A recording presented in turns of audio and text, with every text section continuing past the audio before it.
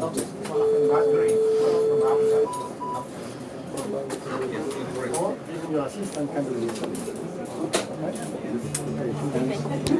today we are on wet lab.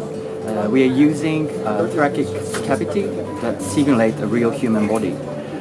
This is from Japan, FasoTech, in Europe for the first time. When this happens, fear not, take the scissors. How are you finding this?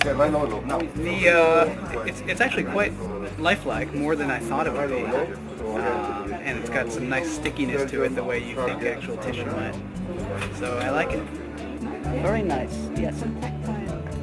It's also good to be with colleagues and to talk about things.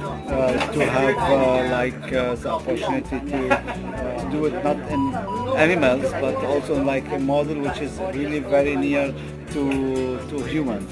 So I like it. It's going well. I think it's a very good model, and I think that for beginners it's very interesting to feel the anatomy of the lung and to feel the dissection and to feel how to put the staples to the vein. I think it's very interesting.